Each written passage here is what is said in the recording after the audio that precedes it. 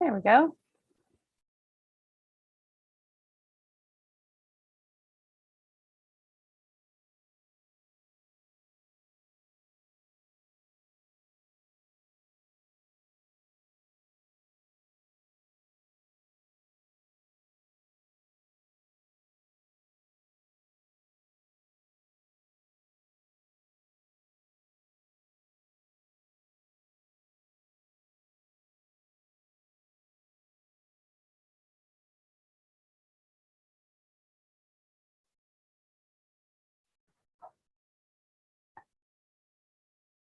Hi, everyone. I am so sorry. I pushed the wrong button.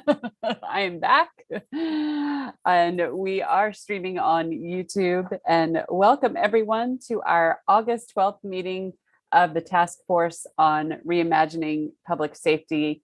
And it's great to be back together with task force members. I know y'all have been off in two separate small groups working on your different topic areas. And so eager to have that discussion and hear what y'all have been working on. And to really get going, we can start with item number 1 with the roll call. Judith Alvarado, Keith Cook, Sujata Bijou, I'm here. Shannon Blue, Chloe Johnson, I'm here. Rod Jones, Jason Knapp, Here. Tracy Little, Hathaway Pendergrass,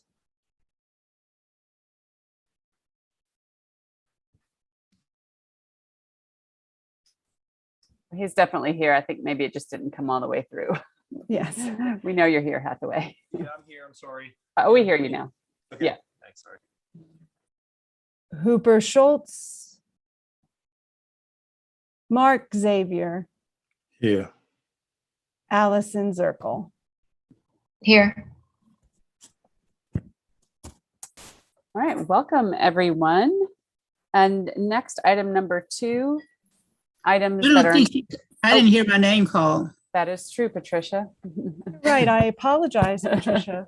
I was going down the list incorrectly. Patricia Harrison. I am here. Thank you. Thanks for making sure we had you, Patricia.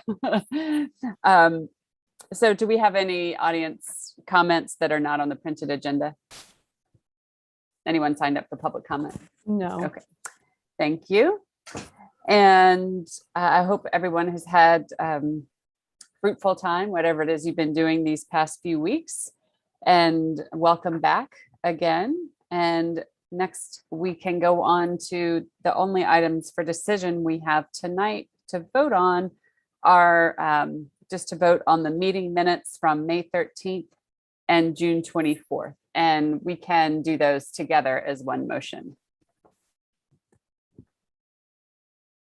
Move to approve both of those minutes. All right, it is a little bit hard to hear you, Hathaway, just so you know, for the next time, but I did hear that Hathaway. Great, Okay. Thanks. Yeah, I'm sorry about that. I moved to accept the minutes from those 2 months. Got a motion? Do we have a second? I'll I second it. second. Okay. No problem. All right, moved by Hathaway and I think seconded by Chloe. Any discussion? Seeing and hearing none, we can roll call the vote for the minutes. Excuse me, I will call the roll for the people who are present. Sujata Bijou, I approve. Patricia Harrison, Yes. Chloe Johnson, Yes. Jason Knapp, Yes. Hathaway Pendergrass, Yes. Mark Xavier, Yes. and Allison Zirkle. Yes. And the meetings are approved. The meeting minutes from those 2 dates are approved. I'm telling you, I'm rusty getting back into meetings after the July break. The same thing happened on Monday night. So next we move on to item number 5, our items for discussion. We've got reports from the small group meetings. And first up, we have the group that was talking about mental health calls and traffic stops. And I'm not sure if everyone got the email I sent, but when I sent that out earlier this afternoon saying that it made sense to me to just turn it over to the small groups and y'all could talk about what you've been discussing with the rest of the group. But please feel free to give me some kind of bat signal if you would like me to facilitate in some way. I'm happy to just continue doing that.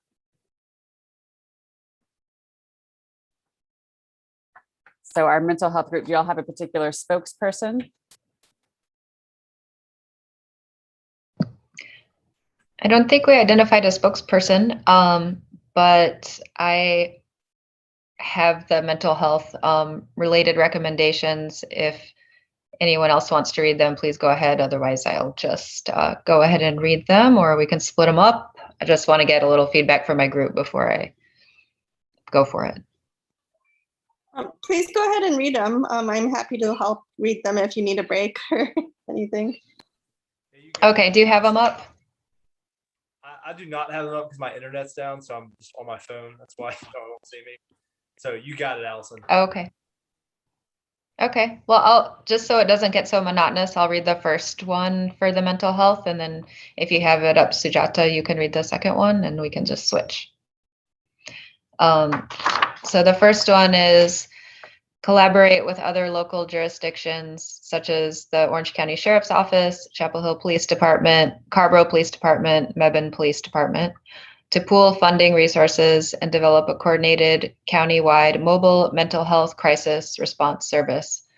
This countywide effort should also look at restructuring the 911 call system by either enhancing training for 911 operators so that they can divert mental health crisis calls to non-police behavioral health first responders, or by establishing an alternative emergency number for community members to call in case of a behavioral health crisis.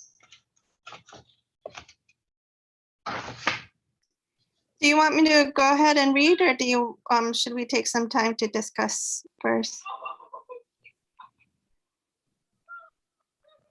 I'm just going to jump in and say, why don't you go ahead and read them all? And then maybe I can actually share my screen so that we can look at them while we discuss. Would that be helpful? Mm-hmm.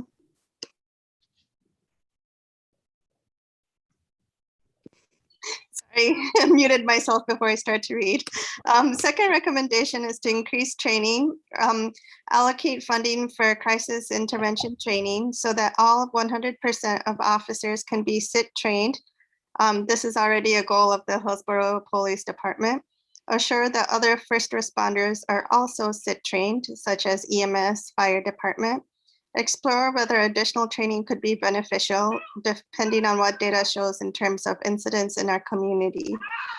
For example, the intersection of domestic violence and behavioral health, mental health first aid, and allocate funding for additional training.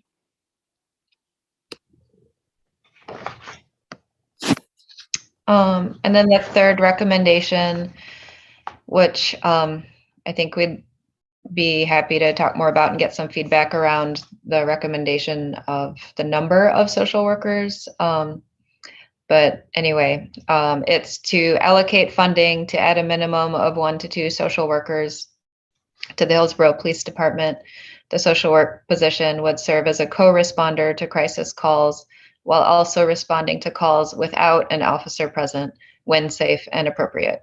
The position or positions would also focus on preventative and follow-up work, reaching out to community members to assure that they are connected to needed resources. It would also serve as a consulting role for the police department with regards to behavioral health, mental health, substance use, and intellectual/developmental disabilities. So it would serve as a consulting role for police with regards to those issues and needs in our community. And lastly, the social work position would review and track crisis response data disaggregated by demographics with a focus on racial disparities to critically analyze effectiveness of the responses and to identify underlying causes of behavioral health crisis calls, such as social determinants of health. And those were our 3 recommendations related to mental health crisis response. That's terrific. Thank you so much. I'm going to pull those up. Really, I can hear so many of the things that we've talked about and read in those 3 recommendations. So let me. And I just wanted to reiterate that those are like our proposed recommendations to bring back to the group for further discussion. Great. So this is, later in the meeting, we can talk about whether we need or want more opportunities for discussion. But here's our first one. So can everyone see those okay? Great.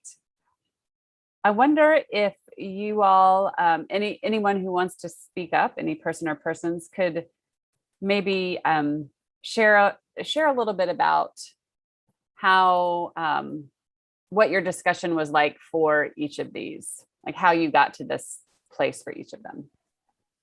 I can start. Can y'all hear me okay? Mm-hmm. Okay. So number 1, for just to give you more insight to all of these recommendations, at the same time we worked on ours and reviewed the data, all the data that was provided, which is wonderful, from Chief and from Eli and the town. We also looked at the Chapel Hill task force as well to see, not necessarily, it's certainly not copying anything, but from the sense of how they term certain things and to see how we could work with our other municipalities at the same time. And number 1 really comes from that. It comes from the sense of funding realities. We are one of the smallest communities of the communities that are mentioned there, of those towns, and pooling resources with the other communities who are interested in doing the same work throughout the county seems like the most efficient way monetarily, and maybe for efficiency's sake. So that's where number 1 came from. It came from a sense of Chapel Hills had a similar recommendation. This recommendation was also one that we all talked about during one of our first discussions around this. So we just enhanced it a little bit further, thinking that it would be a county-wide opportunity.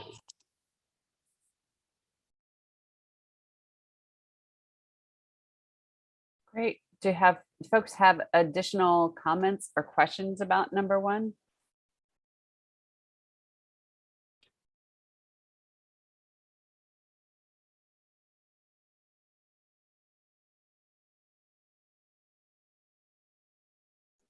I can't see all of you while I'm sharing my screen, so just feel free to speak up if you have additional comments.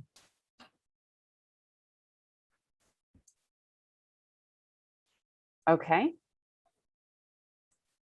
My computer's yelling at me, so if something happens, pardon me, I'll try to bring it back as soon as I can. Let's move on to number 2, about increasing training.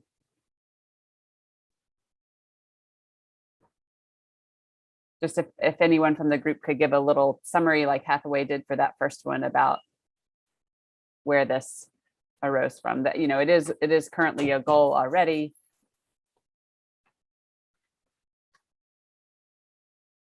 For this one, we looked at Dr. Baumgartner's presentation, and I saw a statistic, and I can't remember exactly what it was, but it was only, I think it was like 60% of officers are involved in training, something kind of like that. And so I thought that's kind of where the need for more training came from. And that was kind of where that idea came from.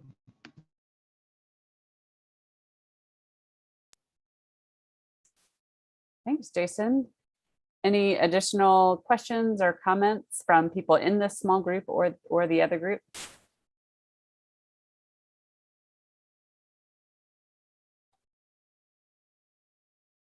Okay, then let's move on to the last one about allocating the funding.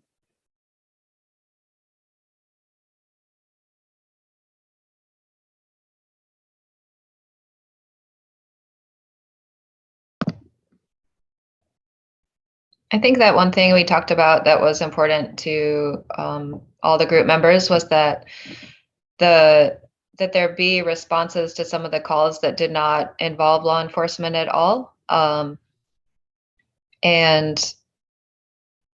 you know, with regards to situations involving mental health where there's low risk and homelessness and perhaps substance use and that kind of thing.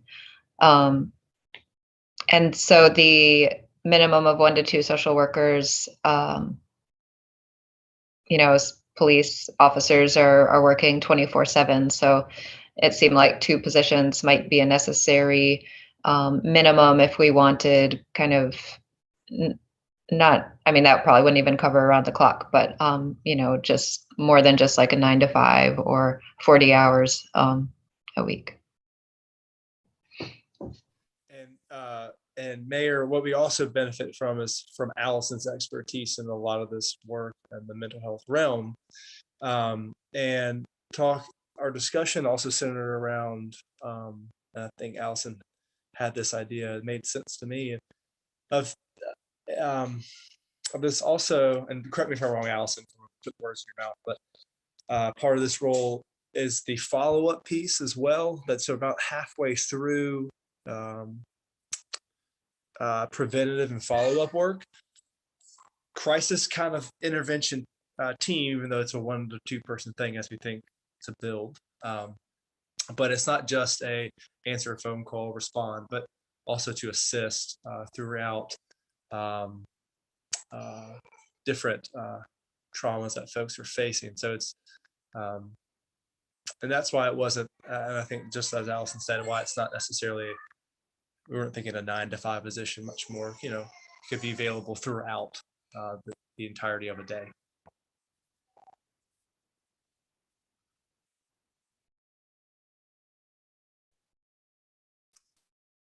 Thank you. Well, these look, well, before I say anything, other questions or comments? Sorry, I have never seen this strange box here in my life, so I don't know what that's about. I'm curious if maybe Allison would be the best person who would know examples of this, but if you all came across examples of social workers working in police departments. I know when I left the public defender's office, we were just starting to get social workers, and it was, I've heard from my friends who stayed at the public defender's office that it was very beneficial to have that person on staff. I think it would be a lot different to integrate that role into a police department, but and I haven't heard of it, and I wonder if you guys know of examples where social workers are working with officers. I know when I worked in community mental health in Mississippi, we had a crisis intervention team. And what we did, we worked, I wasn't a social worker, but I was a mental health therapist. And our crisis intervention team, each therapist worked 2 weeks. We rotated shifts on the intervention team, and we worked along with the police department. The director made up a calendar for the year, and throughout the year, everybody had a 2-week rotation period, several months throughout the year, where we were on call for any crisis that involved mental health patients. We were the ones who got that phone call, and the police would take those individuals to the emergency room, and we in turn would meet them at the emergency room.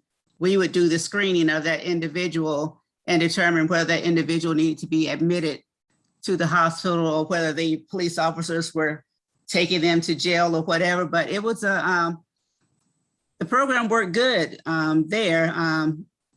each person on that intervention team, they received additional training and they received additional pay. If you did not want to be on that crisis intervention team, you did not get that additional pay.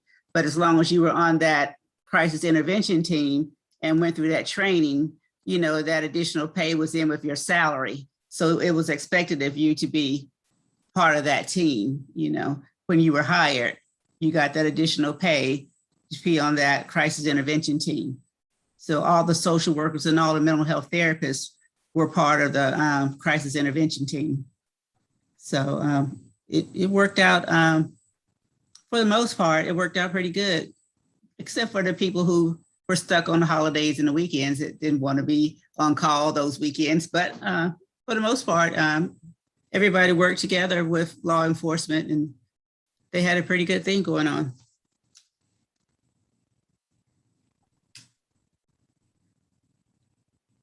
There's also an article about a similar program in Dallas where they collaborated with a local hospital and placed social workers into crisis intervention teams. I can put that article in the chat if you want me to. I can speak to that as well.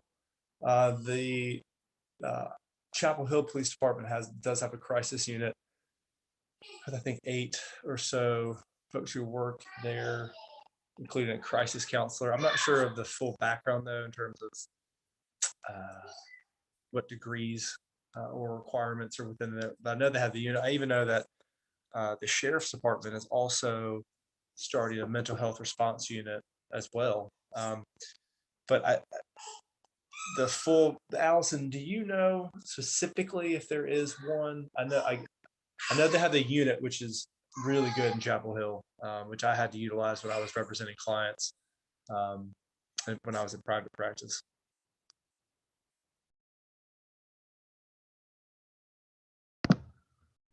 Were you asking about the Chapel Hill Police Crisis Unit I was specifically? thinking about comparing the idea. The original question was, do we know of examples of having social workers within the departments? I think that was the question that was posed to us. Yeah, I think that at like one of our earliest meetings, we had looked at some different models. Like I think the Cahoots model in Eugene, Oregon has the co-responder model. So I mean, I would hope that you know, along with these recommendations, if they're followed, that people would look, whoever's developing it would look really closely at what models are working the best. And also I think what Patricia was talking about, where it doesn't necessarily have to be a social worker. So we might want to change that language a little bit. As long as it's someone who has experience in behavioral health. So for example, I think a good number of the Chapel Hill Police Crisis Unit workers are licensed professional counselors, which is just a different training background than a clinical social worker. But I don't think we need to have it be, you know, state only social workers. We could just say social worker or similarly trained person. I think the social work background, social work just has a emphasis on working to serve underserved populations and more vulnerable populations, and has a really explicit commitment to social justice. So I think maybe that's why and so there's training in not just, you know, mental health or substance use, but also like poverty and housing instability and that kind of thing. That makes sense. Yeah, that's a helpful distinction. And I just, what's really exciting to me about this last recommendation is that you guys have put together is that it does kind of, it seems, at least from what I know about and what we've read about the crisis intervention teams, it seems to go beyond that a bit. I'm really happy to see that you've put in, like, especially this position could track the data and break it down by demographics and really do some analysis for maybe future recommendations to help improve the program. So I just want to give some appreciation for all that thought.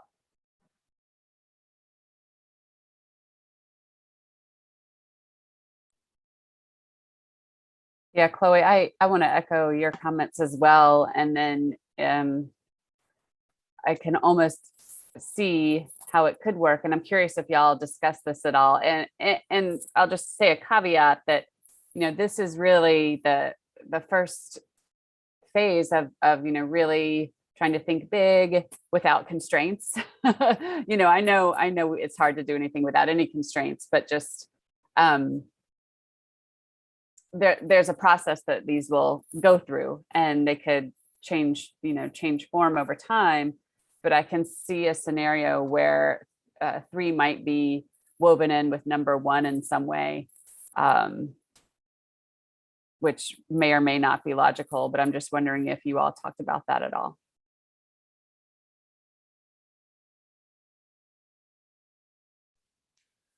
We didn't talk about sharing that position, but yeah, I mean, that's already that sounds like a good idea.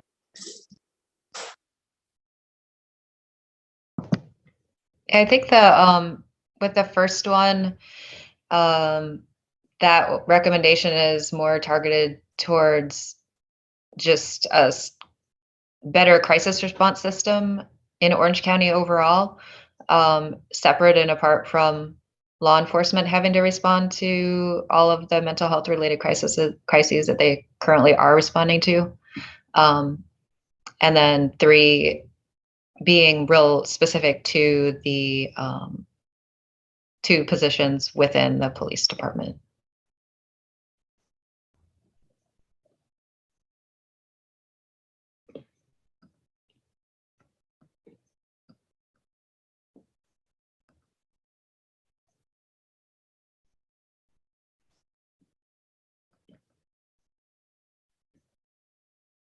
Okay, any other questions or comments on these from anyone here this evening?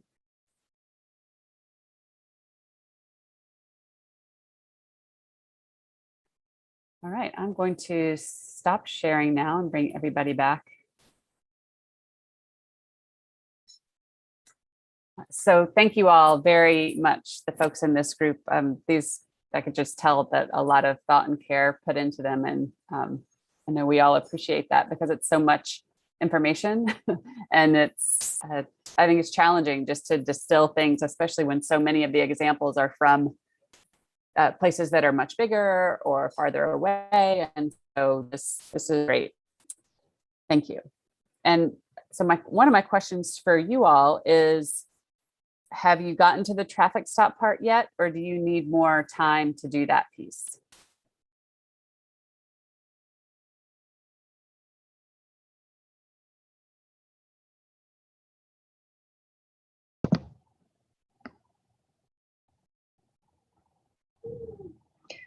Can everybody hear me? Yes. Okay, everybody's screens froze on my computer, and except mine. Life with the internet in Hillsborough, we we all experience it from time to time. Yeah, we did talk about the traffic related piece and have kind of a draft of some recommendations that we can share. I had I don't know if somebody else, could someone else in the group speak to that? I don't want to be trying to be so like bossy or. We have a set of recommendations. Allison had written them down for us. Thank you, Allison, and sent them out, and we hadn't finalized them as a group. But I can start reading some of them, and then maybe Jason Hathaway and Allison, you can jump in after a couple. So the first one is to begin distribution of consensual ride cards at each traffic stop. These are the cards that we had talked about when we had one of our presentations. to ask if they have the consent to search. And so the officer would give that to the driver to complete. And the second one is to cease regulatory traffic checkpoints. Does anybody else have them open and would like to read a couple? Yeah, sure. This is straight from the email that Allison sent out. Mhm. We also had a recommendation to deprioritize regulatory traffic stops, and also to collect and analyze traffic stop data with a focus on race and gender demographics and share that data with the public.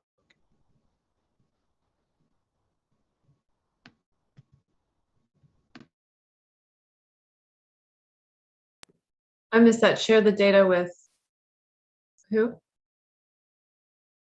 With the public, with the town. Yeah. We also talked, this was, Allison came up with this idea. We also talked about like an advisory council, so people could file grievances with like with interactions that they had with the police and bring them to like a town board or a council that would be dedicated to that. That was something that we also talked about. We also have a set of recommendations that kind of fell a little bit outside of our purview, but I'd like to share them if that's okay. One of them is to limit the visibility of weaponry in traffic stops and behavioral health responses.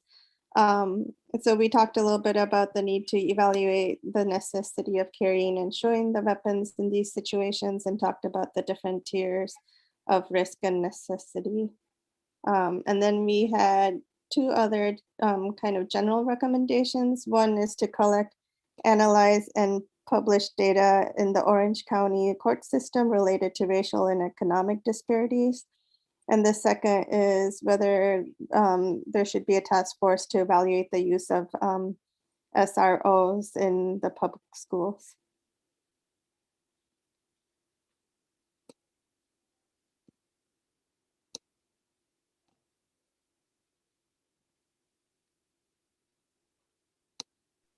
Just wanted to say, I know we're going to have minutes, but I'm furiously taking notes because it helps me remember things as well. So that's why I'm a little slow sometimes.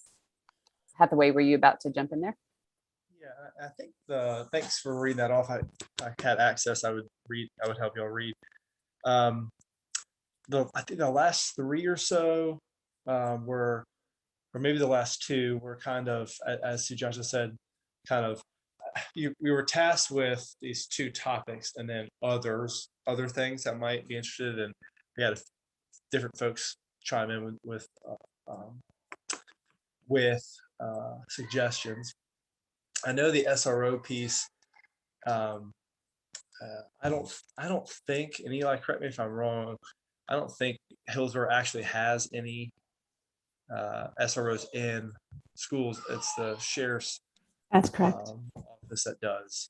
Yeah. So, I brought that up, but we discussed that a little briefly, and I kind of had a reminder when we had our last discussion of, we did talk about this, but we didn't really address it because we're focusing on Hillsborough PD specifically.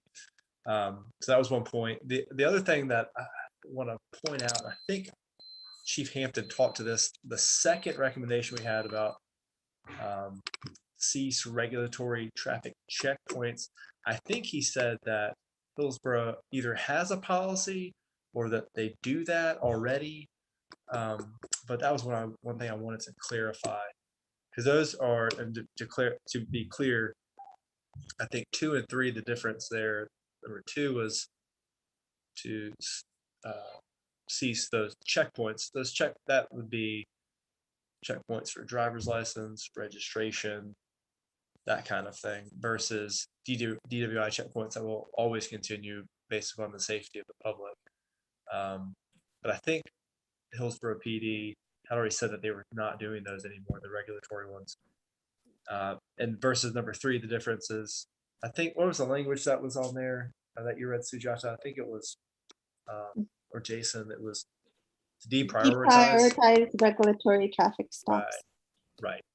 So just not have that as high priority when working. And I'm not sure if we addressed that with Chief when we talked to him. He might have addressed that.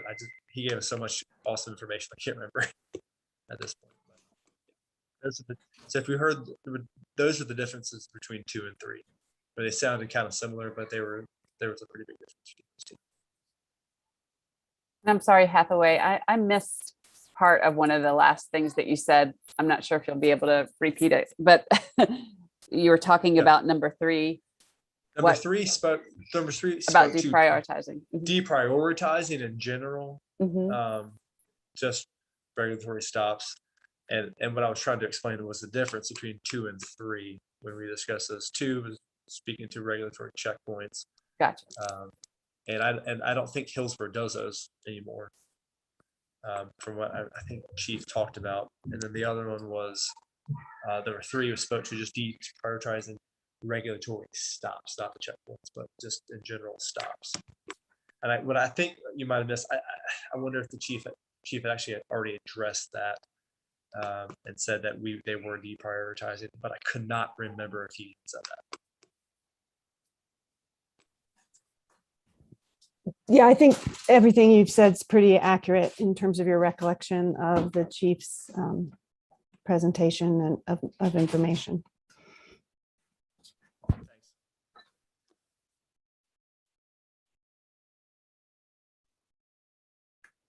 And I think I just want to say a little aside is that I think everyone has probably had the same experience that Chief Hampton has been a very willing and eager part of this group to provide information and engage in discussion. But we did have a request for this meeting that it be a meeting where he wasn't necessarily in the Hollywood squares, so that just allow for a different type of discussion, and just for any public viewing this, that request was not a disparagement on him or his participation. It just was thought that might help us have a different kind of conversation. So that's why he's not here today. Otherwise, I know that he would be here.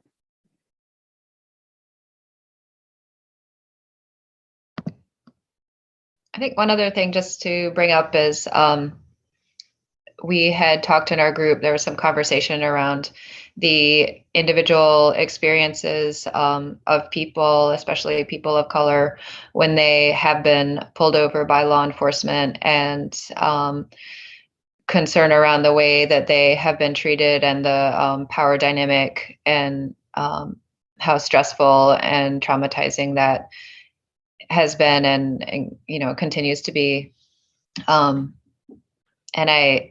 And that's a little bit around where we started to talk a little about the community review boards. And I know that was one of the tasks, was to talk about the different models and maybe come up with a recommendation around that. We didn't quite get to specific recommendations with that, but it was discussed, and I just wanted to bring that up also for this meeting.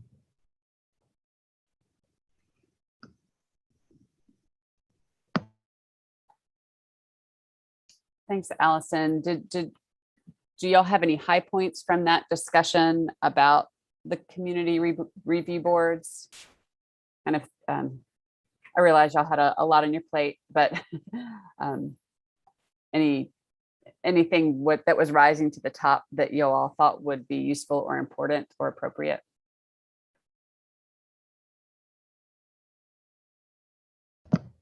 I think just that community members have an avenue to file complaints and have those reviewed by,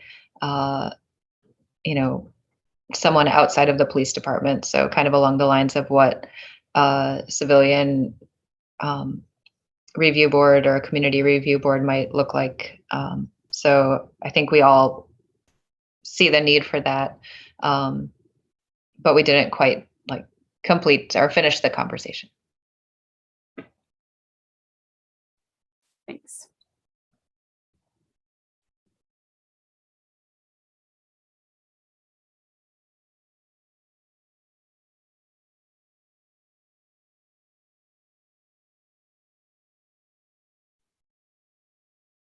just looking back down the list to see what other questions I have. Do folks from the other group have any questions about this list?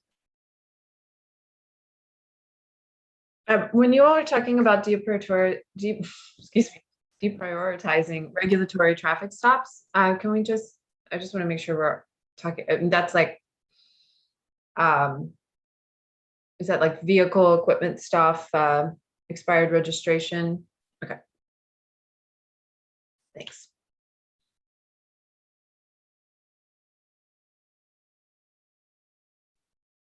And did you all have any discussion when talking about the consent to search cards? Did you all talk at all about the dynamic that's happened in some other communities where when with the consent to search then sometimes leads to, now I forget the phrase for it, but it leads to a different reasoning for conducting searches? Probable cause. Yes, thank you. Thank you. Good. It's always good to have an attorney on the call. We didn't, we brought that, I think, just as a recommendation to discuss, really, as well. I think the way that we talked about it too, I think it was kind of also how Professor Baumgartner and I talked about it. When you're not utilizing consent to search, but you're utilizing probable cause, you are providing that individual constitution, their power to exercise their constitutional rights, that then anybody who's interacting with them has to follow. And so it almost, even though I think the dynamic, the number that you're talking about, Mayor, was the percentage of probable cause searches went through the roof. But in my opinion, it's rightfully so, because if you're going to search, it should be searched based upon that. If it's not, it needs to be something that's a legal search. So if it's going to do it, there needs to be a legal justification to do that. But no, that was just I think, to bring it to the group to discuss, just like we're doing now. I had forgotten about that the probable cause searches went way up with the use of the consent cards. I mean, and what we have to trust is that people are able to, in court, argue that there wasn't probable cause for the search, if that is true. Now, that doesn't always happen. People don't always have attorneys or end up pleading guilty or or they lose their motions that there was no probable cause, which if they lose the motion, we should just, hopefully we can just assume that there was probable cause. But it would be interesting if that is one of the recommendations, if we can, I know we have a limited scope here, but if we could also recommend that data would be collected about if those searches go up, and if we could track the data from through court to see if some of those cases are being thrown out through a motion to suppress based on lack of probable cause. I think we can, what I based upon what Professor Baumgartner's research showed, it seems like the department could do that first one for sure, which is how the search ended up occurring. Was it by consent or was it through probable cause?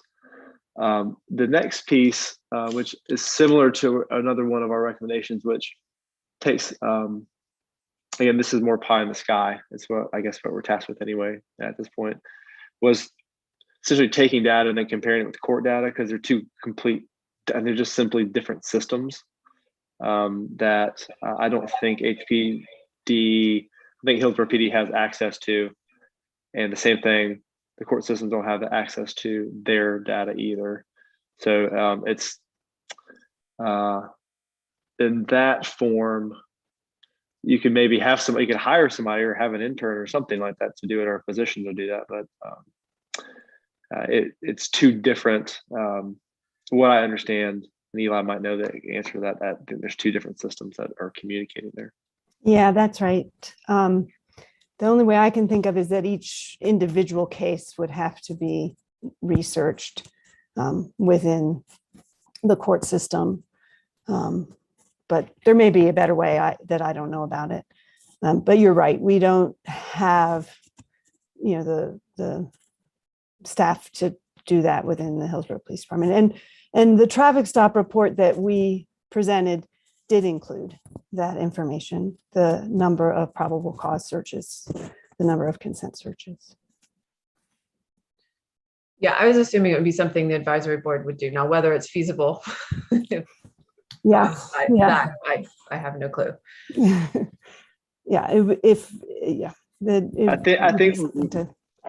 I think one point Mayor Weaver also said at the very beginning of this, we could make recommendations for other people, other boards or advisory groups to do things like that. So yeah, you can maybe have somebody else do it. It's not our board. Well, I think that's exactly right, Hathaway, because Chloe, I think that's a really great idea. And I think that things like that ideally would be captured, in our, end product here of things that are recommendations and things. And this group doesn't have to decide what's possible and what's not possible and when. I think it's the beauty of it is to think of, things that would be pie in the sky, information that would be really helpful. And, some of that stuff is going to, some things will end up in a parking lot of, okay, we need to think about this more and have some interjurisdictional conversations, and, just think about, how that might work. So keep those coming.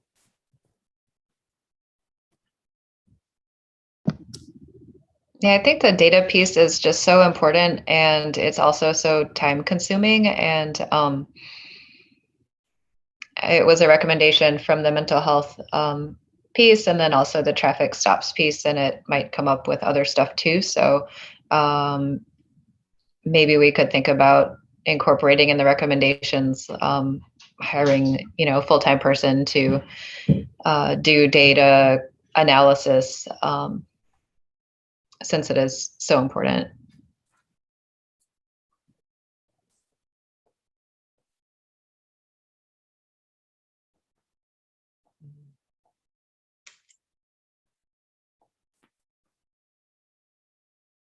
Anything else? And I think maybe we should just go down this list methodically. We bounced around a little bit to start, but anything else on number 1 about the consent to search cards? Okay, and we talked some about number 2 with the checkpoints, and I know that there's Eli confirmed she thinks that the regulatory checkpoints are deprioritized. Eli, do you know if they're deprioritized or just not really done anymore? Do you have any idea? My understanding is they're not really done anymore. And one of the reasons is we don't really have the manpower to manage that kind of thing. All right, anything else on number 3, deprioritizing regulatory traffic stops?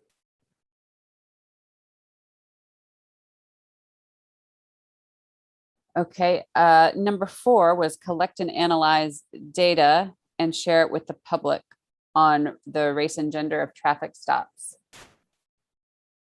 Now, this data is collected and reported to the state in that SBI data set.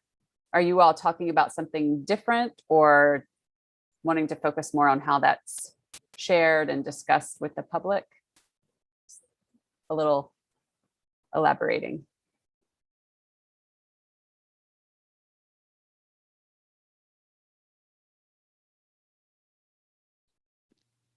I don't remember specifically, but I think this might have also related to that advisory board where there's a group that's reviewing the data on a regular basis.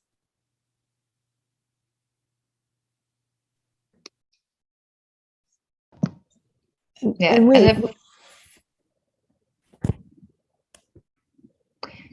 if that's already being done, then I think we probably wouldn't want to recommend something that's already being done. But did you say that data is public? Yeah, so the police department submits data to the State Department on a monthly basis, and this State Bureau of Investigation has a web portal that you can go to and look at traffic data.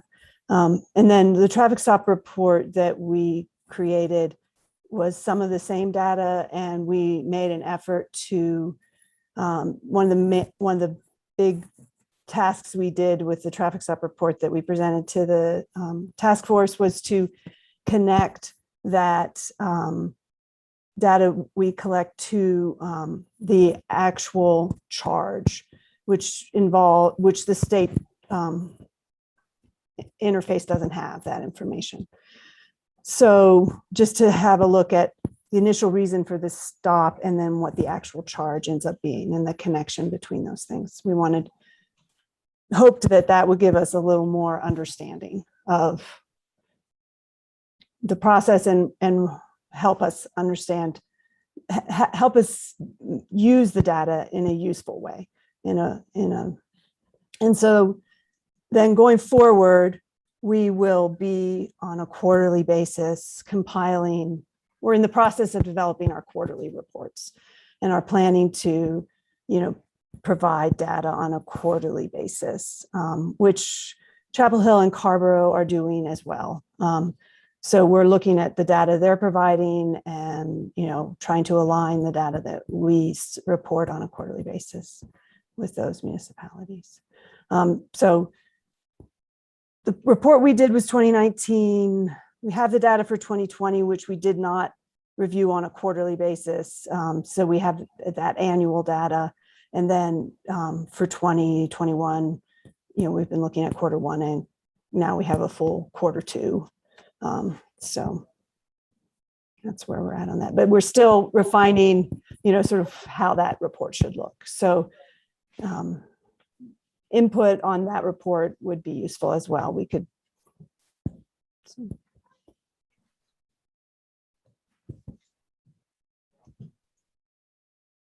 Thanks, Eli. That's super helpful. Anything else on that? The way that type of data is collected or reported?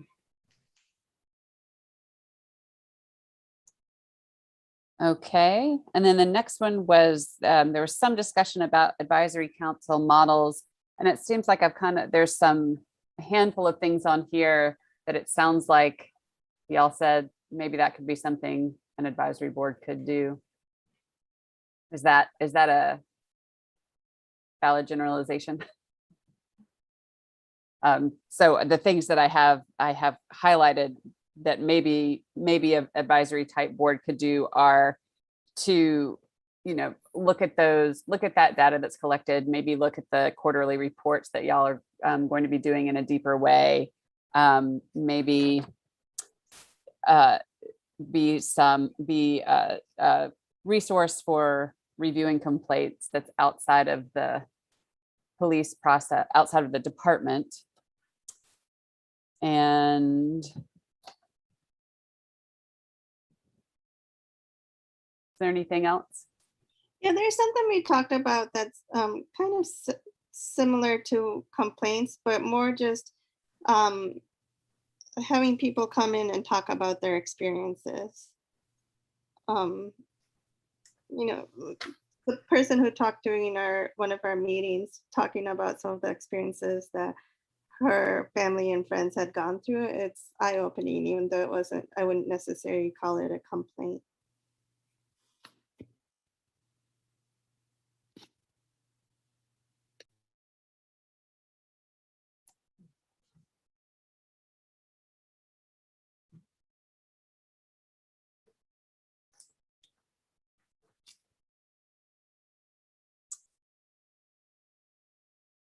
Okay, then item number 6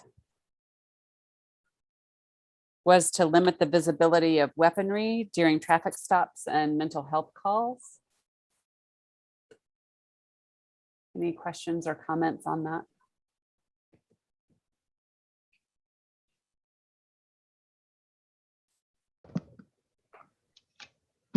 I think we also took it a little bit of a step further to look at the necessity in different situations of carrying weapons, lethal weapons at all. Like doing some kind of risk assessment and determining which kinds of calls would require or would call for a, showing your weapons, maybe carrying lethal weapons but not showing them, versus only carrying non-lethal weapons, versus just a social work response, or carrying no weapons at all.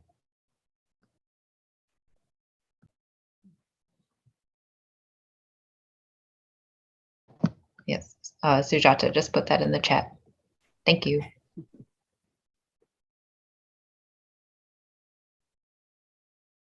All right, then any other comments or questions about that one?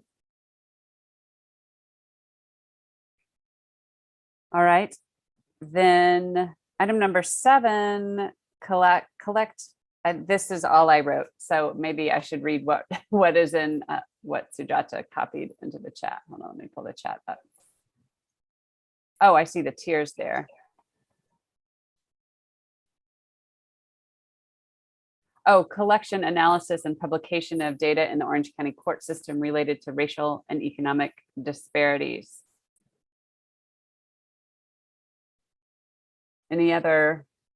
Any comments or questions about that? Is that is that done at the county level at any way?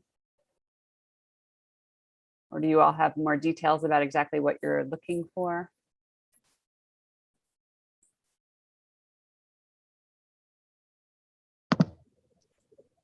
I don't think that data is collected currently in the court system or at the county level, but I can double check to make sure. I know there was data shared in a recent presentation for the racial equity task force group that looked at countywide data related to a lot of issues, education, housing. It wasn't specific to the court system, but there was some countywide data about economic and racial disparities presented just earlier this week.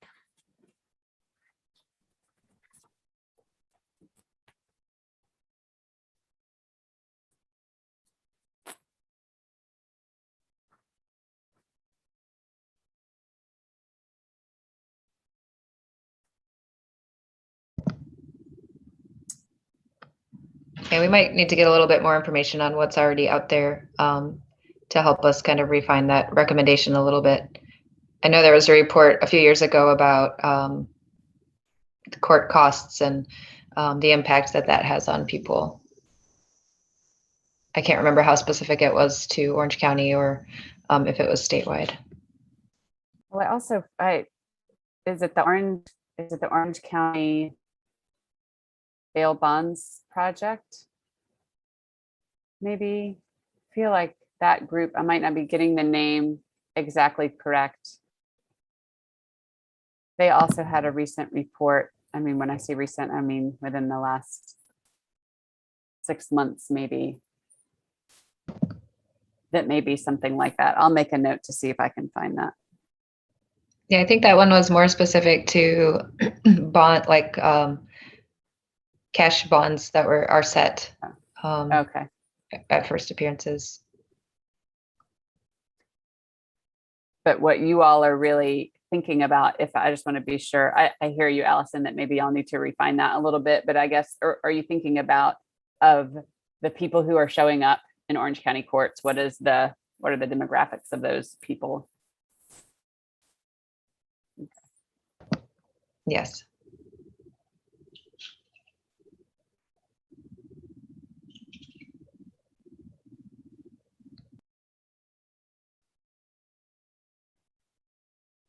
Okay. That is quite a list. Are there any other comments or questions, especially from the members who were not, who were from the other group? Okay. So for you all who came up with these recommendations, do you all feel like you have the capacity and bandwidth to refine this second set of recommendations and get the language in those more how you envisioned? Or would you like me to do what I think you have said with my notes? I'm happy to give it a shot. Whichever you all prefer.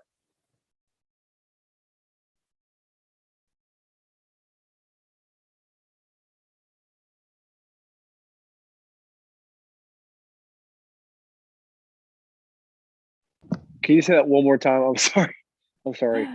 It's okay. I was just asking if you all felt like you had the bandwidth to work amongst yourselves to get this list about traffic, a bucket of traffic stops and advisory boards, this list of about 8 things that we've been discussing, to get that more refined with what you really want those to look like? I think we should, from our group, the way that it broke down, Mayor, was we all met twice, I think, or not all, our group met twice. Mm-hmm. The first time we did the mental health recommendations, that's all we worked on. And then the second time we talked about them a little bit more, and then we worked on the traffic stop. But I feel personally like our group should meet again and talk about the traffic stop piece, just to kind of, as you said, refine, because it was already it wasn't finalized yet, but I'm glad we discussed it so we can flush some things out tonight. But I think our group should take that back. I feel good about the mental health piece. I think the traffic stop we could take with us and work on. All right. Thank you all. Thank you very, very much. And we'll come back to general next steps all together after we talk about the second groups, what their discussion has been like. Anything else on these buckets that you all had? We'll call you Group A, that Group A had before we move on. Okay. I really appreciate all the time that you've put into this so far. Thank you. All right, next up, we have the illustrious Group B, Hillsborough Police Department Practices and Use of Force. So are you all at a point where you have any recommendations to make or high points you want to share with us? Yes, we have some recommendations. Patricia, I don't know if you have the notes up. Do you? I have the notes up. I can get started. So Patricia and I are the only two that are here now that were able to join for our individual meeting. We only had one meeting. Mark wasn't able to join us, but he has reviewed our notes and the recommendations, so he may have some things to add. Patricia, do you want me to get started and for you to do some of the later ones?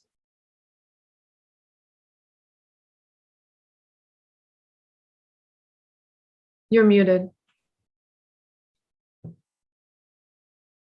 I don't know how to share the screen, so I'm not that tech savvy. So, Red, do you know if I'm able to share the screen?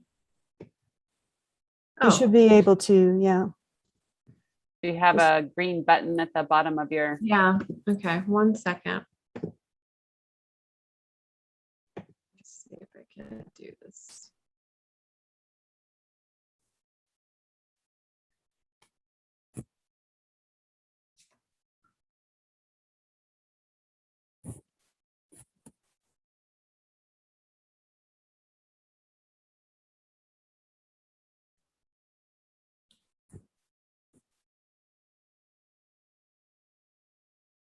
Chloe, I accidentally muted you, so you'll need to unmute yourself.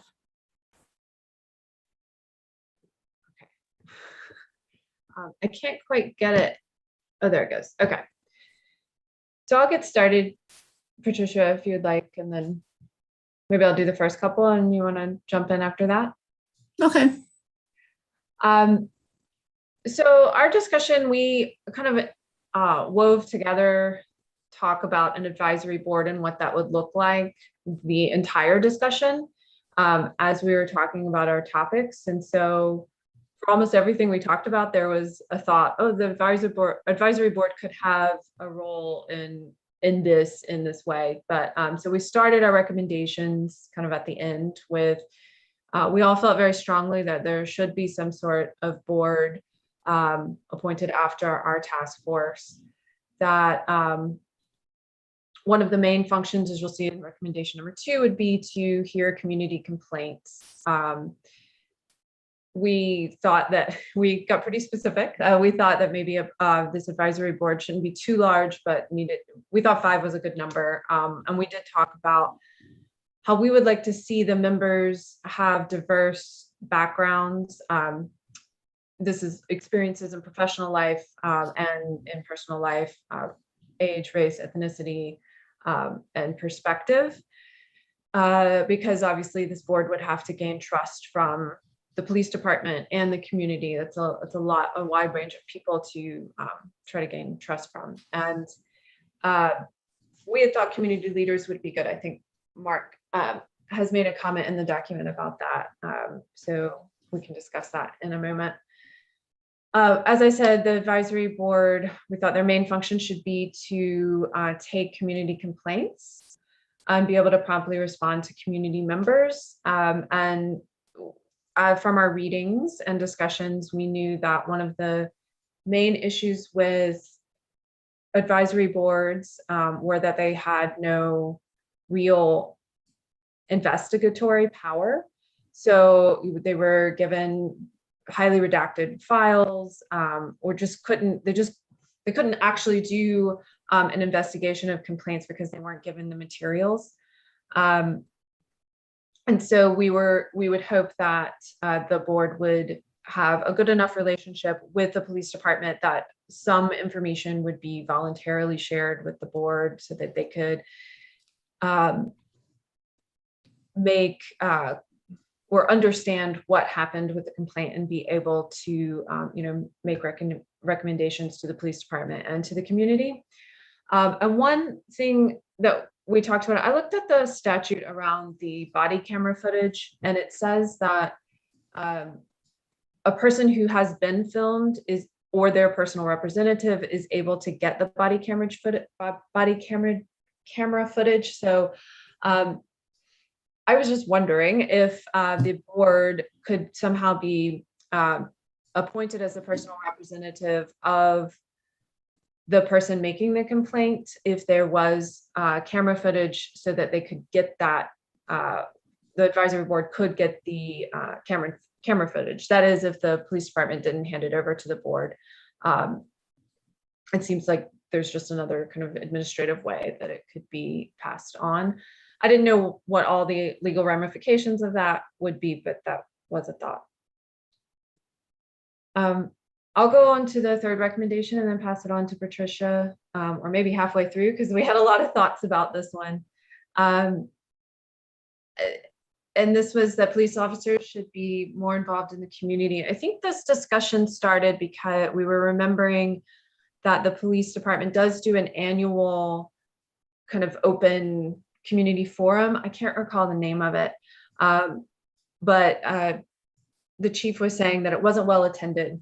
And so we kind of brainstormed some ways to, or maybe said that the board should help advertise that, but also ways that the department could become more involved in communities and therefore get better response when they do have events like this. I believe Patricia and maybe Judith were telling us that police officers used to come to Fairview in street clothes, probably while they were off duty, and work in the community garden there, or just talk to people, and that did a lot to build relationships outside of kind of stressful situations where officers are in the community. And so one recommendation would be that there are policies where officers can attend community events in street clothes, or at least dressed down. especially in the communities where there's a lot of police activity, that there be quarterly meetings with those communities, and that the advertising of those would need to go through kind of local channels to try to get better responses. Right, so each community has an office. So actually going to the places in the community where people might congregate and advertise there. And I mean, we have a little bit more information there, but you all can read that. We talked about it would be nice if officers would attend events like the First Friday events and have a tent where the community members could interact with them. One suggestion was to have, buy a popcorn machine to bring people in so there could actually be some nice conversation. I spoke about the community garden at Fairview already. And then Patricia mentioned Fairview Live as an event where officers could be involved when it resumes. So I'll stop there, and Patricia or Mark, if you have anything to add about those, or Patricia, if you just want to go on to the other recommendations. Hey, we talked about the use of force policy, and we thought the board could create maybe some clearer policies as to when and how use of force is going to be justified. We didn't feel that we had a clear justification from, from what we got from Chief Hampton about how some of the justifications were being used as far as use of force. And also that when officers are responding to some calls, that right now, I think it was the complaint from somebody that called in, and he talked about the officer being in full tactical gear.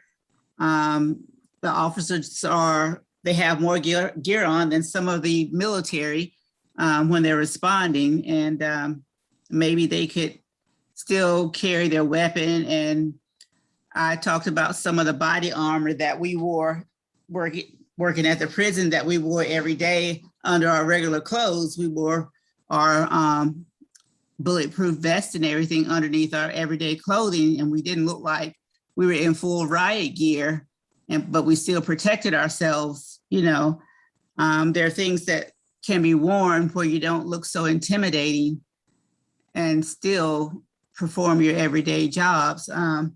We also talked about the hiring and the training.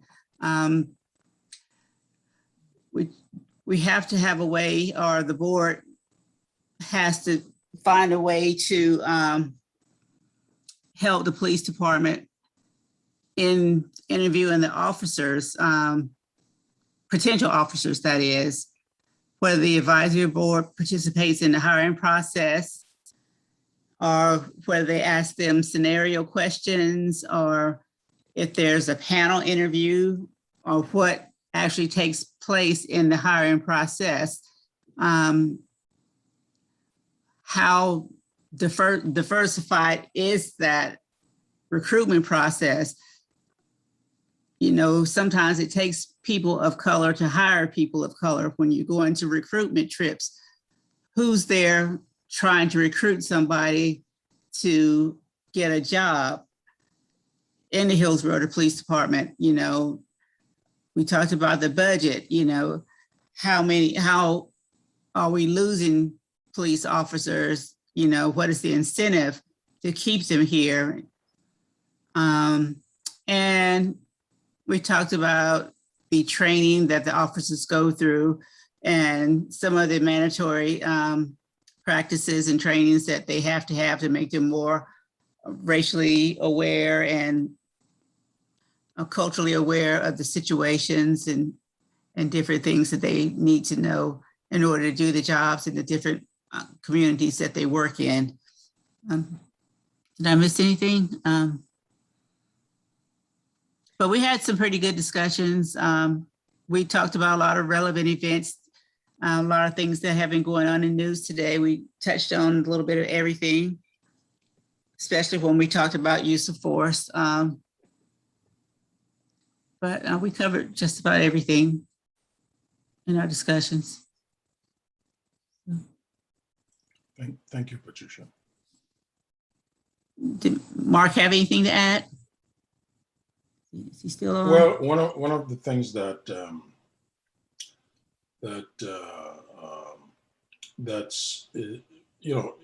if we are hiring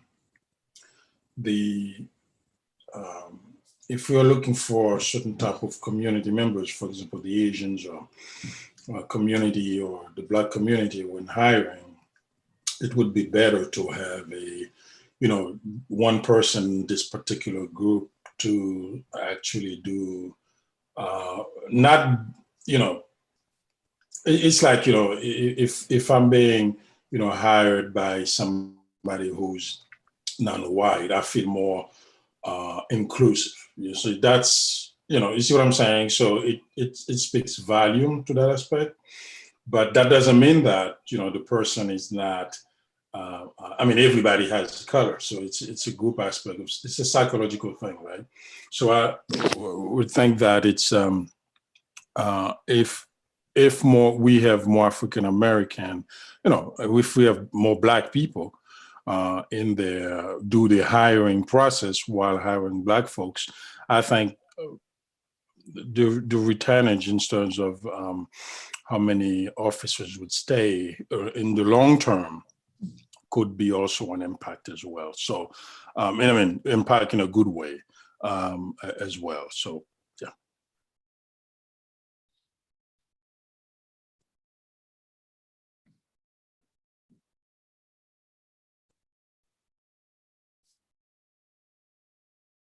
Thanks so much to all three of you. I can tell that it's clear y'all had some good discussion, because you've got a lot here in this document as well. And I again just want to go through them one at a time in case folks have questions or any clarifications on anything for this stage. So the first one, generally strong recommend an advisory board.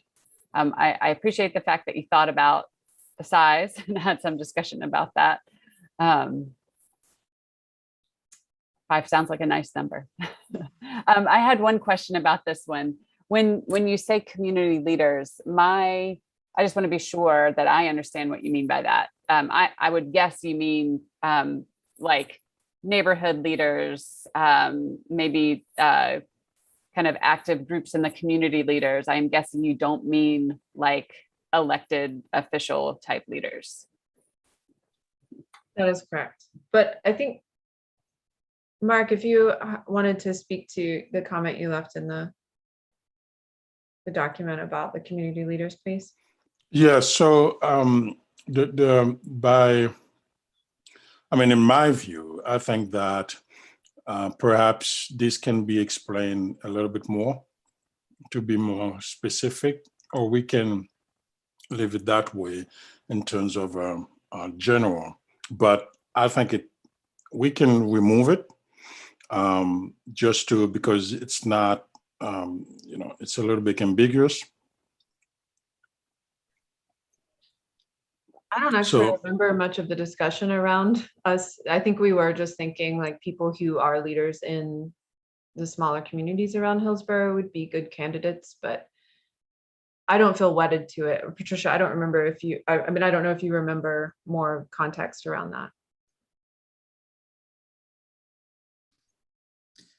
No, we were just specifically talking about people in the community to step forward and want to be part of the board,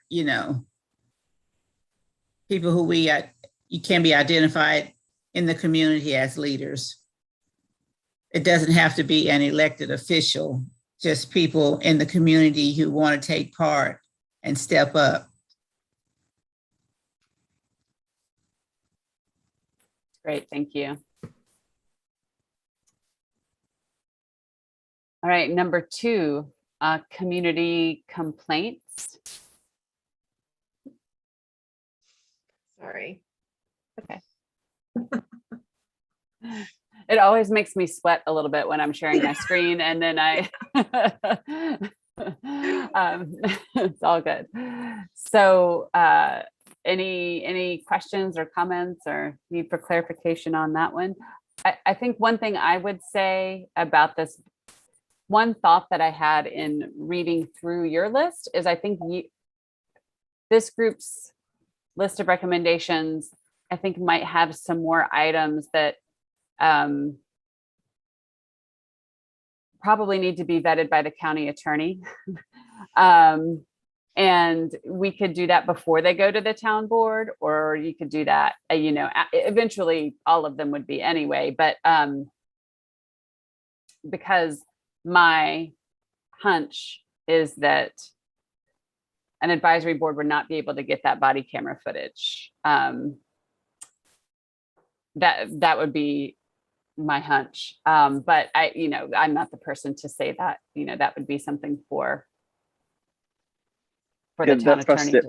That's my state statute. You can get that only by going through a judge, actually, if you're if you don't fall within the parameters. So I have never heard of a municipality having access to that.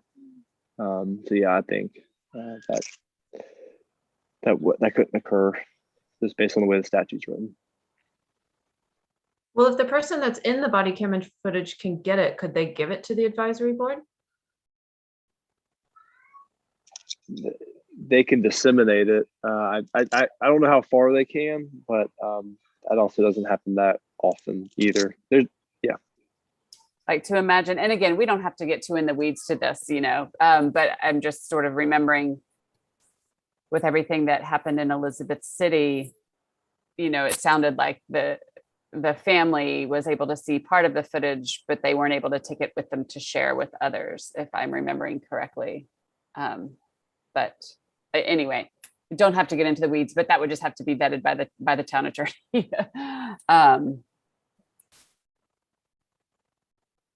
And so that maybe that's just something to think about as we think more deep, you know, thinking more deeply about as this idea of an advisory board kind of gets some boundaries around it, you know, what would it do and what kind of information would y'all want it to be able to have? Other questions about this one?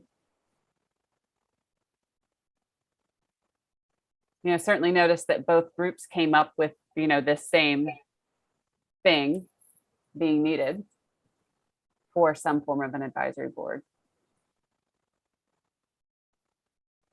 All right, number 3, police officers should be more involved in the community. Several things on this list. Well, they're actually this weekend, they're going to do they're having something at Gateway Village this weekend. So that's a first step of them getting involved in the community. I think it's this weekend. It was this past they've Tuesday. already had it. Mm-hmm. Oh, okay. Sorry, I missed it. complete was with that multiple National Night bouncy Out? houses. It was National Night Out. Okay. It was delayed from the week before because there was a rain scare the week before. Okay, I was thinking it was Saturday. You missed your chance for the bouncy house, Patricia. Oh, well, I got a lot going on, so sorry.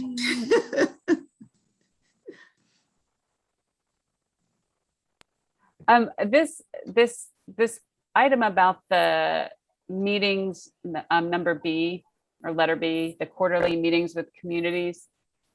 You know, Patricia, having been involved with Community Watch in Fairview for so long, are you envisioning something like that, but in more places throughout town? Or are you thinking of something that's different from that?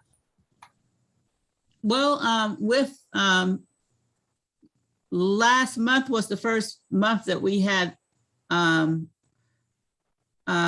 officer come back to our meetings in a while, you know, and I don't know whether it's because of COVID and everything, but Officer King, well, she's not King anymore. She's going to start back coming to the meetings every month, and we're happy to have her back. And she was from what I hear, a very vital part to the community. Everybody loves her in the community, and she's going to be a good asset to be back in the community, because she talked about how people will just come and tell her things that were going on in the community, because they trusted her in the community. So it's good to know that she'll be back there.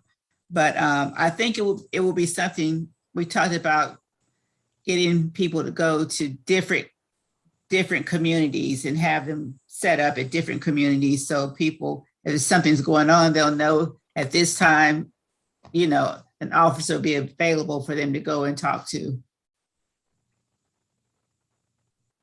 So we're hoping that that's something that can be implemented.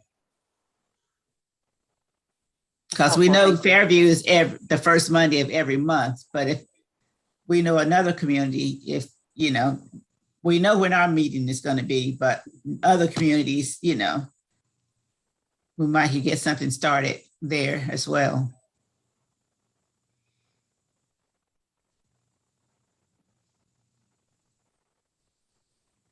Any other comments or questions in this A through F here?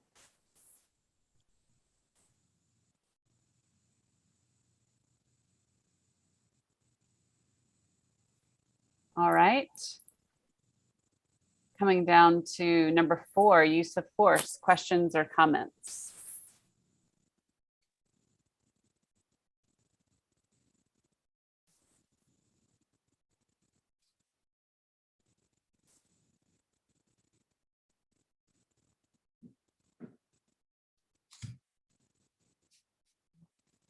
Okay.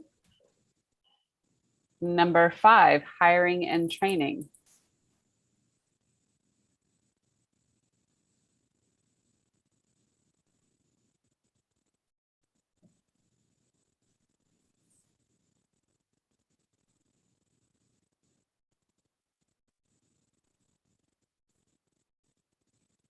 All right, Sorry, I was slow to mute for number 4, if that's okay. Please go for it, Sujata.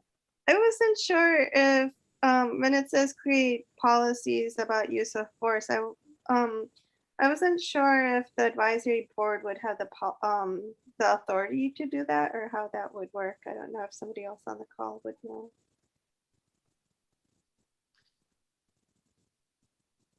I imagine not.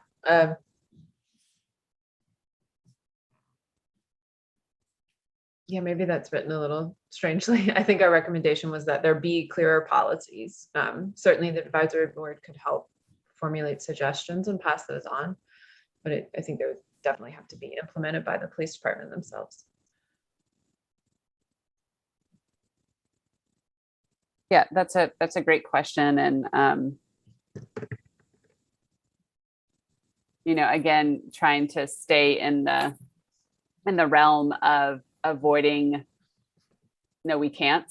That feels important for me, but to really take on what the part of this is the intent, and what is the goal, what is needed, and trying to figure that out. So we can leave it that way, or if you think you really meant it a different way, maybe your group could reword that before you send these along, but that's up to you. Sure. I just added /suggest, but we can, I can also give people time to, everybody else in the group time to kind of make suggestions about how to reword that.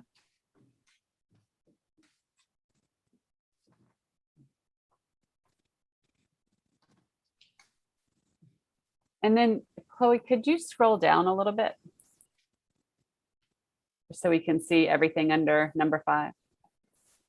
Oh, it just goes through E. Can you not see? I can't see that. Huh. I don't know if others can. I can, on my screen, I see through C. Is that better? Yes. Oh, I know what the problem was.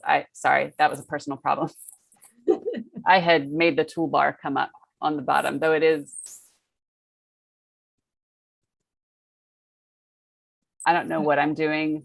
I'm sorry to say. There we go. Now I can see it. I just need to be still. Just need to be still. Thank you. Anything on number 5, A through E? I just want to be clear that on D, we were thinking about the budgeting more money for officer of color in a leadership position, like actually raising the amount that you're offering to pay that person in order to get a person of color in a leadership position. I know that Chief Hampton talked a lot about the difficulty of recruiting. And I think at one point he said, well, no, I think we did look at in the meeting, like what Hillsborough officers are paid actually compares pretty favorably to police departments in other areas, surrounding areas. But we still thought maybe budgeting even more money for a particular position, just so we could get this leadership position, would be beneficial. Just wanted to make that, I don't know if it's clear how it's written. Yeah, they did actually, the starting pay was more than Durham's. I think it was more. Yeah, it's always, it's something that the town board has changed. We often need to change that because it's kind of an ongoing thing where, if nearby jurisdictions make a change, then we need to make a change as well to help hold on to our folks. So that's something that's looked at with some frequency. I have this idea, and which is that I know that Chief Hampton has talked to this group some about, that the hiring and training piece, but I wonder if do folks feel like it would be beneficial to have more conversation about this with the recommendations that you have? Put that in the parking lot for a minute, because that's actually part of a bigger next steps question. So let's put that in the parking lot. My question. Any other, just one last ask, not that this is the last opportunity, but other comments or questions on this list for now? Okay. So thank you again for all the work that you all have done so far. Not just coming to the meetings, but meeting separately and working hard on these lists of recommendations. Oh, thank you. The next thing we need to do is just figure out our next steps. And so I have a list of questions. They might not be in the right order. And they probably aren't all the ones that need asked. So the first one is, do any groups need more time to meet? And I know that the answer for group A was yes, that y'all wanted to talk some more and refine. Sorry to interrupt. I actually was wondering if Group A could do that over email and if we really had to meet about it. All right. I think that's a question for your group. I'm just saying that I guess I'm saying there wasn't a consensus about that.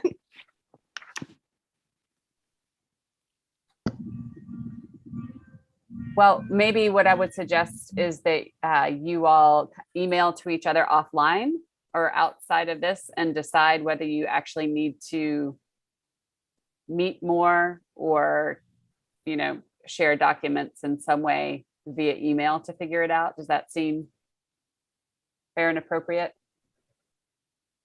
Yeah. Okay. I'm seeing a nodding of heads.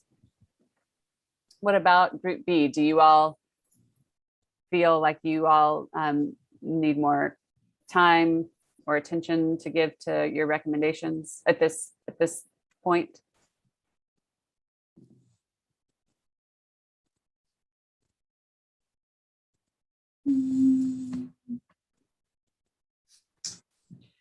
I might send them out by email again to see if anybody else has anything to add based on today's discussion, especially for the few people who aren't here. Otherwise, I'm not sure that it's necessary we meet again. unless some of the folks who weren't able to meet before would be able to meet this month, that would be nice to have just a fuller discussion. Yeah, that sounds good. We could do that. So I can ask when I send out the email with the recommendations if people want to get together again, and try to find out availability and see if that's possible before the next meeting. It's a good idea. Okay. And I can Sounds good. help facilitate that if you need. Okay, thank you. I was also wondering about what people thought about opening up like if our group A starts to have kind of an email conversation, I would want to maybe welcome other people from the other group who might be interested in like the traffic stop conversation, particularly to be included in that email conversation.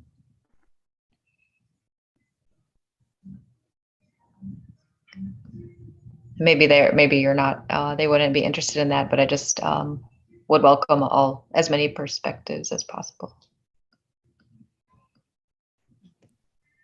I will be fully frank and say this is where I just have some uncertainty about our public meeting obligations. I know that it was perfectly fine for you all to break into small groups and meet separately. I think with a task force, it would be fine because it's a less formal thing for you all to email around with each other a document. But I feel obligated that I need to check with Bob, our town attorney, just to be sure that would be that's not getting too into a full meeting outside of the meeting. Does that make sense? Yeah, and we can just stick with our regular groups too, and just of course, feedback is welcome as we go over them again at the next larger meeting. Cool.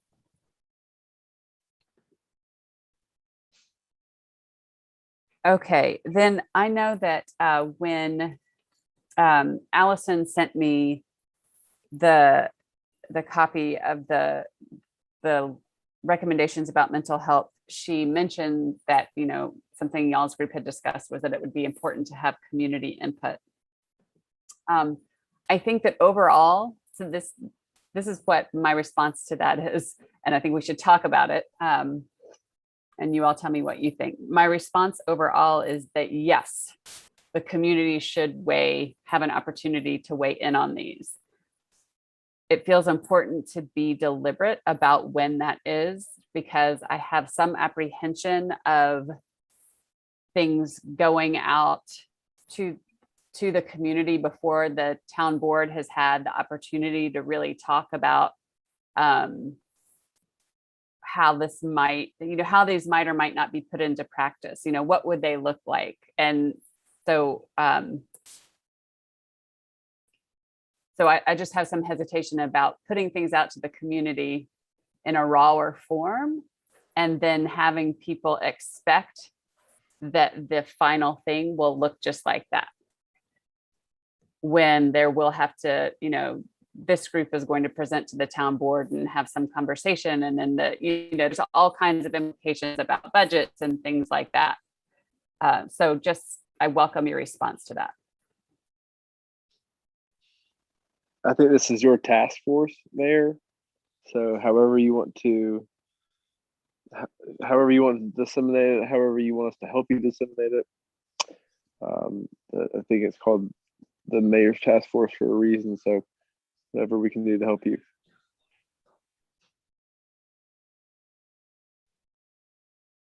Chloe, were you going to say something? No. Okay. I had like a half thought. All right. I think we were also thinking not necessarily of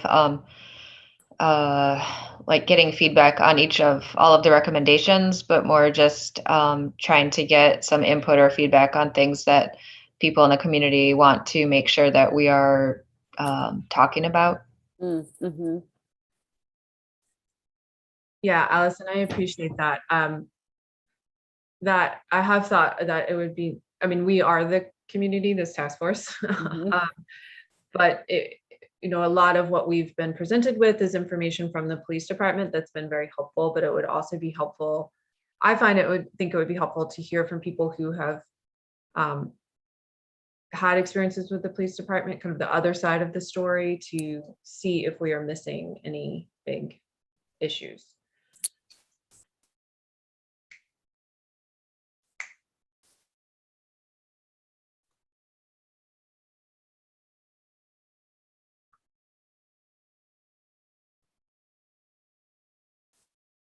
So this is what I will say, which is I think that there are some other venues where some of those conversations, Chloe, have been happening, just not necessarily with this one. So there are those conversations happening in the community where folks who have been involved in the justice system are engaged in conversations with other people in the community and with law enforcement and some law enforcement response. I think that I feel like it's important that this group really remember to keep some boundaries on what we're doing, because it is supposed to end, and that there is room for when there's a final set of recommendations or action items from the town board, that the community would have a chance to weigh in on those in a public forum. That would be at a public meeting, and that I am also, I so hear what you're saying about it's really important for impacted communities to weigh in on these types of systems and policies. And I think that I don't know if this group has the capacity to do that in a way that feels full and complete. I think we could invite one person or another to come talk to us, but I'm not sure if that would really give us the full breadth of anything comprehensive, I guess is what I'm saying. I just don't want to, I do think that what you're saying is important. I don't know if this is the venue for that. And Hathaway, I really thank you for what you said about, this is the mayor's task force, and you're happy to have me, tell you what direction that goes in. But it is also really important, I think, to the big community and to the success of our work, that I want everyone that's part of this task force to feel like that you are heard, and we don't always have to agree, but I'm not interested in railroading. So if people have other thoughts that occur to you, after the meeting, please feel free to share them. Okay, then the next item on my list is, do you all feel like in the topics that have been covered in these two groups, is there more discussion or information that needs to happen that you feel is missing?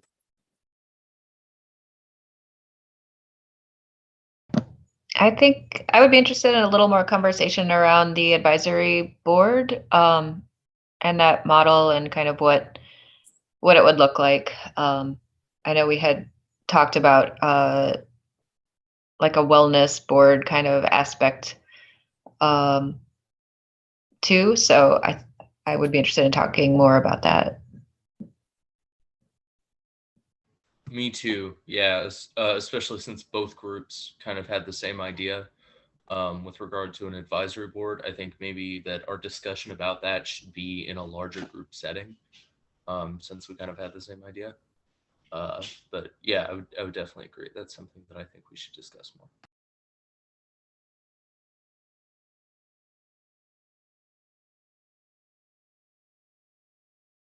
All right. I think that sounds, I agree that sounds important. I think that whatever suggestions are made around a possible permanent advisory board need to be a little more actualized and a little bit more concrete before, just to put some clear language around what the interests and expectations are around that. And then I think that Chief Hampton is probably interested in being able to talk with you all about some of the recommendations. So I'm picking up a piece of paper as if it's going to have the thing that I want, that I'm thinking about on it, but I'm particularly thinking about the things in Group B that have to do with some of the departmental policies, because I have a feeling he might have, and Eli might know some of this already, but have some information about things that the department already is doing. And maybe the answer is, okay, but we want you to do more, and that's fine. But just to be sure there's clarity on and understanding about what the department is doing about, trying to create a diverse and inclusive department and do that recruiting. I'm just using those as examples. Does that feel acceptable to folks? Okay. So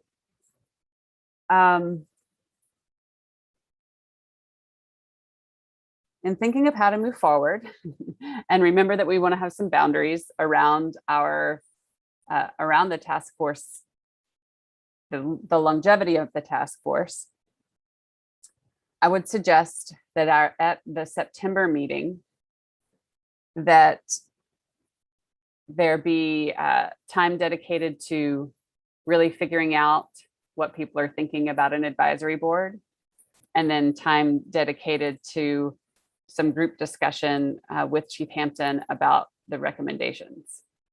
That sound okay?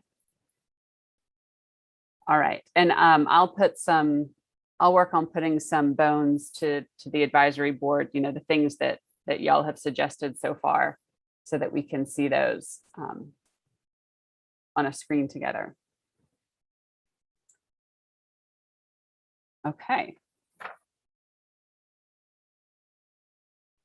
Anything else? I think if we do those things in September, we had said when we agreed to add more meetings to our schedule that September or October would be our last meeting. And I think that we can probably wrap things up in October to be able to, have something to send to the town board.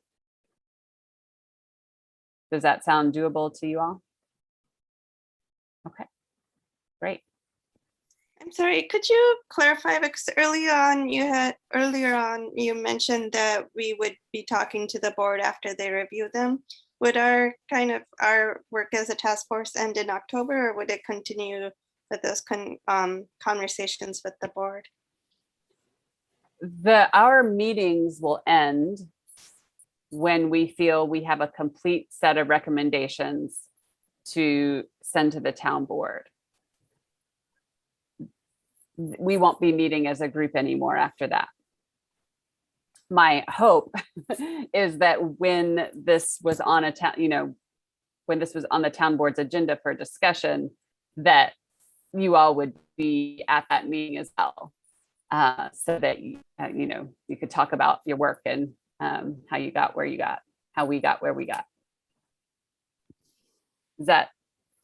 Yeah, that answers my question. Okay. All right. All right. Well, our next meeting date is on September the 9th. And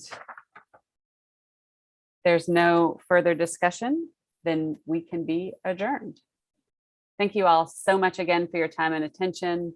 Thank you, Eli, for being tech support when you're on vacation. I thank you. That's it. Thank you. Thank you, everyone. Good night, everyone. All right. Good night. Good night. Bye.